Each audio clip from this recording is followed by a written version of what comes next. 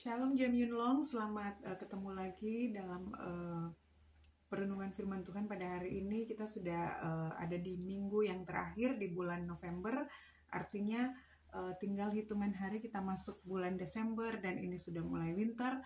Selamat menikmati suhu-suhu yang mulai turun.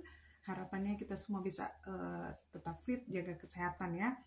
Puji Tuhan, hari ini kita akan belajar dari firman Tuhan dan pembahasan follow up dari apa yang kita sudah belajar bersama-sama pada home group hari Kamis yang lalu, dan saya bersyukur kita sama-sama mengambil kesempatan untuk sharing di kolom komentar yang sudah di posting oleh Ibu Yanti kemarin. Hari ini kita lebih dalam lagi belajar tentang hal ini dari firman Tuhan yang kita sudah belajar bersama-sama pada hari Kamis yang lalu. Sebelumnya mari kita berdoa. Bapa dalam surga, kami bersyukur dan saat ini kami kembali lagi akan belajar lebih dalam lagi tentang firman Tuhan untuk membuat kami lebih kuat, untuk membuat kami hidup lebih lagi mengarah kepada tujuan-Mu di dalam hidup kami Tuhan. Kami mengucap syukur biar Roh Kudus-Mu menuntun kami semua, sehingga waktu kami mendengar firman itu akan menjadi rema dalam kehidupan kami, sehingga langkah kami, hidup kami semakin berkenan di hadapan Tuhan, dan kami semakin lagi menikmati apa janji-janji Tuhan dalam hidup kami. Dalam nama Yesus kami berdoa, haleluya, amin. Puji Tuhan. Kita lihat kembali dalam kitab Amsal pasal yang ke-15 ayat 16. Semua sudah ingat kembali pasti ayat-ayat ini ya. Ini tentang lebih baik sedikit barang dengan disertai takut akan Tuhan daripada banyak harta dengan disertai kecemasan. Ya, kemarin udah banyak komentar-komentar yang memberkati, yang juga mengingatkan kita kembali betapa pentingnya kita untuk hidup tetap dekat dengan Tuhan, untuk hidup tetap bergaul dengan Tuhan supaya kita lepas dari segala kecemasan yang ada. Ternyata memiliki harta yang banyak, memiliki kekayaan yang banyak, ini lebih dari hal finansial ya. Itu tidak menjamin kita benar-benar tenang ya. Ada begitu banyak orang-orang kaya di luar sana yang tidak memiliki ketenangan, penuh dengan kecemasan. Dikatakan Alkitab sendiri bahwa lebih baik sedikit harta yang ada atau lebih baik sedikit barang disertai dengan takut akan Tuhan. Artinya disertai dengan kesadaran bahwa ada yang lebih berkuasa dengan semua yang kita miliki itu, daripada kita memiliki banyak harta dengan disertai kecemasan. Nah, saudara sekalian, kalau kita merenungi atau kalau kita membaca ayat-ayat ini dan merenungi lagi, kita belajar menginterpretasikan itu dalam kehidupan kita atau dalam apa yang kita lihat di sekitar kita, sebenarnya hari-hari terakhir ini atau hari-hari dewasa ini, orang-orang itu sangat membutuhkan satu hal yang dinamakan ketenangan batin. Di mana-mana ya, kalau kita lihat sudah banyak program-program orang-orang kaya yang dibuat sebagaimana rupa cuma untuk supaya mereka bisa mendapatkan ketenangan batin, karena begitu penting untuk merasakan ketenangan. Nah, di sini dikatakan lebih baik sedikit barang dengan disertai takut akan Tuhan daripada banyak harta dengan disertai kecemasan. Ada hal yang kita belajar dari ayat ini, di mana firman Tuhan dengan sangat jelas mengatakan bahwa akan ada kecemasan di saat punya harta yang banyak kalau kita tidak takut akan Tuhan. Di situ akan ada kecemasan. Nah, ketenangan ini hanya muncul di saat kita benar-benar merasakan bahwa, atau di saat kita benar-benar menyadari bahwa ada satu kekuatan lain yang lebih kuat dari kita, yang mampu mengontrol kita, yang mampu untuk mengarahkan kita, atau yang mampu bahkan untuk bertanggung jawab dengan apa yang ada pada kita. Sehingga itu akan menghasilkan suatu ketenangan yang luar biasa. Dimana kalau kita sebagai orang Kristen, sebagai orang percaya, ini berbicara tentang Tuhan sendiri, bahwa Dia yang kontrol semuanya, Dia yang mengatur semuanya. Dikatakan oleh sebab itu kita harus takut akan Tuhan, hidup di dalam Tuhan, supaya apapun yang kita dapatkan, kerja keras yang kita lakukan selama ini, semua yang kita dapatkan itu tidak akan menghasilkan suatu kecemasan di dalam hidup kita. Nah, dalam firman Tuhan yang kita maksud saya dalam Alkitab yang kita percaya adalah sebagai satu-satunya penuntun hidup kita, dalam kitab Mazmur pasalnya yang ke-62 ayat 1 dan 2, di situ ini saudara mungkin sudah tahu ya, ayat-ayat ini dikatakan di situ, hanya dekat Allah saja aku tenang. Daripada nyala keselamatanku, hanya dialah gunung batuku, hanya dialah kota bentengku, aku tidak akan goyah. Coba bisa lihat di situ ya, bisa dibuka di Mazmur yang pasalnya yang ke-62. Hanya dekat Allah saja aku tenang. Artinya di situ tidak ada ketenangan di tempat lain selain dekat dengan Tuhan. Selain dekat dengan Tuhan. Kalau berbicara dekat, berbicara bukan cuma seperti ini. Itu berbicara lengket. Itu berbicara kita melekat dengan Dia. Di bagian yang lain dalam kitab Mazmur dikatakan, Tuhan katakan bahwa sungguh hatinya melekat kepadaku. Artinya kehidupan kita itu harus belajar untuk lekat dengan Tuhan.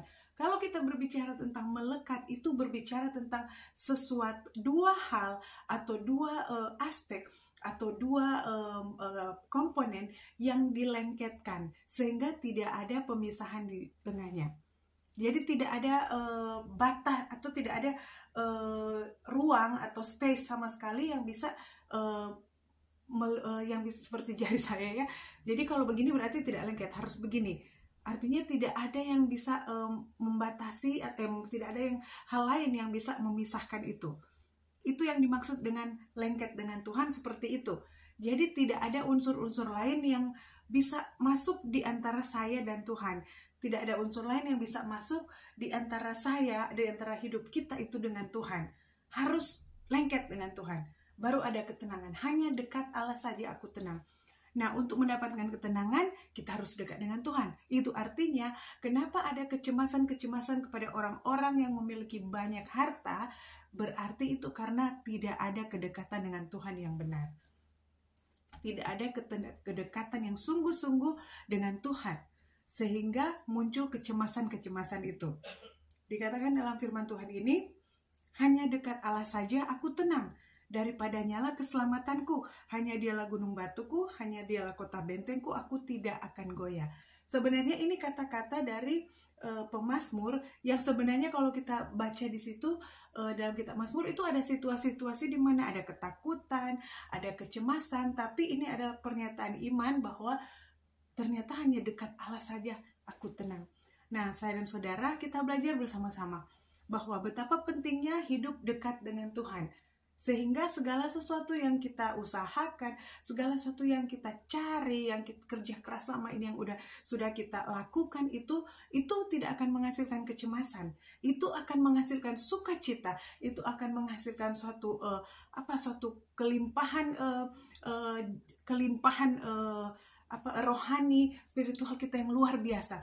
Merasa seperti, wah, saya merasa sangat diberkati. Ya mungkin memang kita tidak sebanding dengan orang yang punya lebih dari kita ya, dari segi harta atau apapun itu.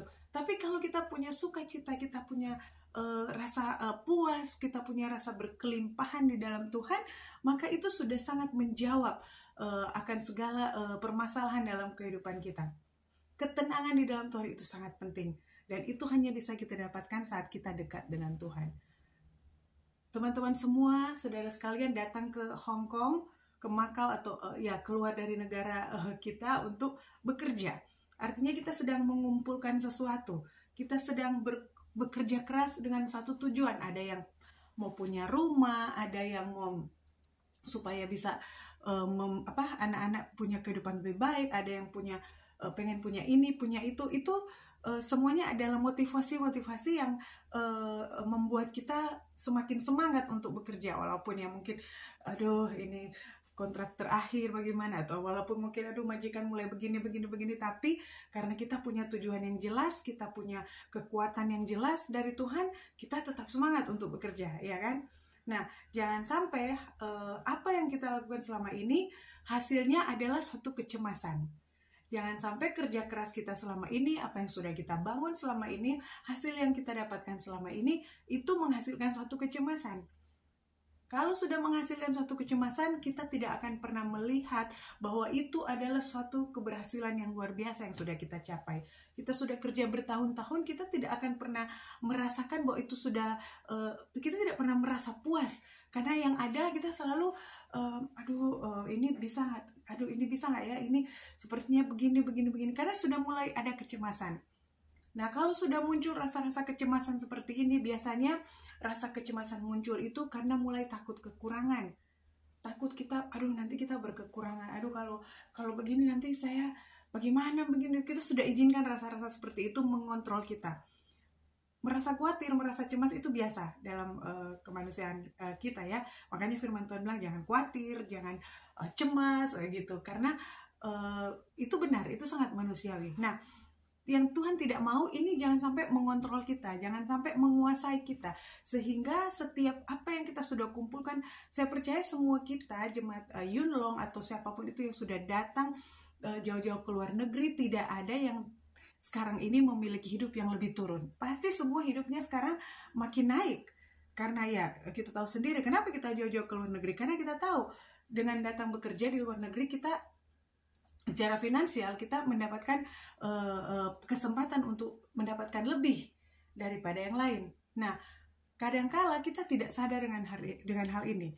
Kadangkala karena kita terlalu sibuk memikirkan cemas dengan apa ini, apa itu, aduh anak saya begini, anak saya begitu, aduh rumahnya begini, kontrak disambung atau tidak. Ya itu memang hal-hal yang perlu dipertimbangkan. Tapi jangan sampai ini membuat kita lupa bahwa selama ini kalau kita hidup dekat dengan Tuhan, maka yang ada adalah kita tahu bahwa kita sudah lakukan yang terbaik, kita sudah bekerja, dan saya hidup takut akan Tuhan, saya tidak perlu cemas dengan hal ini.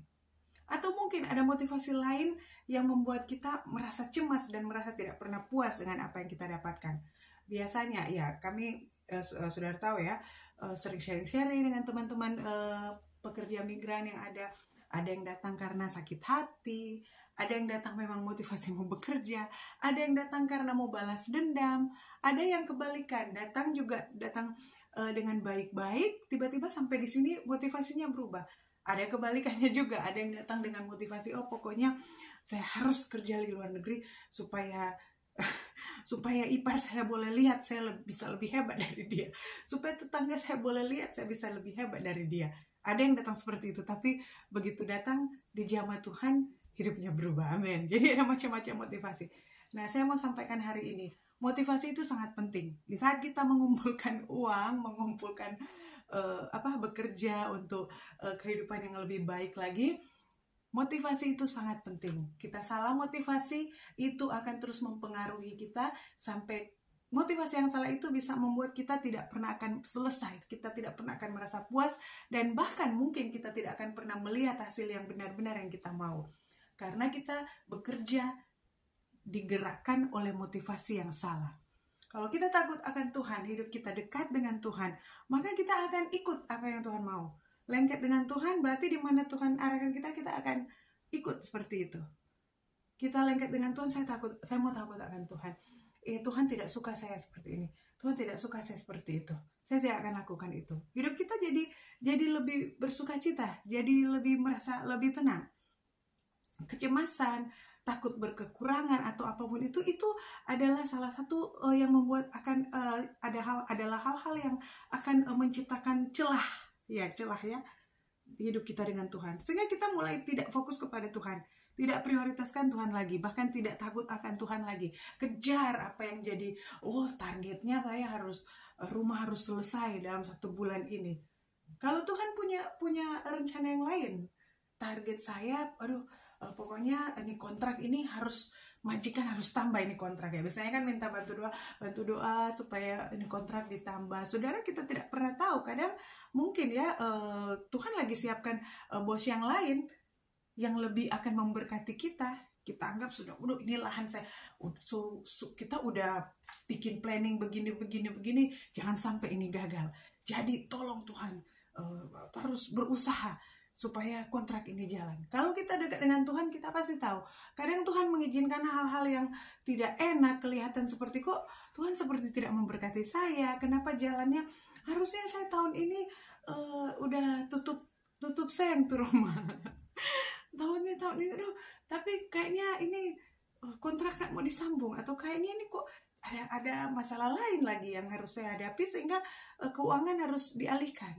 Kalau kita hidup dekat dengan Tuhan, kita takut akan Tuhan, kita pasti bisa merasakan bahwa kalau Tuhan lagi mengarahkan kita kepada hal yang sebelah kiri, jangan kita lakukan yang sebelah kanan. Karena Tuhan yang tahu keadaan hidup kita. Takut akan Tuhan tidak akan menghasilkan suatu kecemasan di dalam hidup kita. Hidup takut akan Tuhan saat kita bekerja keras akan menghasilkan suatu perasaan, suatu kekuatan yang besar, suatu perasaan yang diberkati, suatu kepuasan secara batin. Sehingga kita tidak pernah takut apa yang akan terjadi ke depan. Kita tidak pernah takut dengan apa yang kita miliki ya, banyak kesaksian-kesaksian ya. Orang lain mungkin dulu pernah meremehkan kita, dia banyak juga sudah sharing-sharing ini tidak mungkin mau bisa bikin rumah, atau ini tidak mungkin keluarganya akan maju. Tapi begitu kita kerja di luar negeri, Tuhan mulai memberkati kita bisa melihat Tuhan memberkati kita dengan cara yang ajaib. Apa yang kita mau, apa yang kita impikan, itu pasti terjadi. Yang penting kita hidup dekat dengan Tuhan. Yang penting kita takut akan Tuhan. Karena kecemasan itu hanya akan datang di saat kita mulai tidak dekat dengan Tuhan, di saat kita mulai tidak takut akan Tuhan. Hari ini kita belajar bersama-sama bahwa Tuhan itu sanggup untuk melakukan banyak hal untuk memberkati kita. Tidak ada kecemasan dengan segala yang kita miliki, baik di Indonesia atau dimanapun itu, di saat kita benar-benar takut akan Tuhan. Puji Tuhan, firman Tuhan sampai di sini. Biar ini memberkati saya dan saudara. Mari kita tetap semangat dalam apa yang kita lakukan sehari-hari. Tuhan Yesus memberkati kita semua. Haleluya.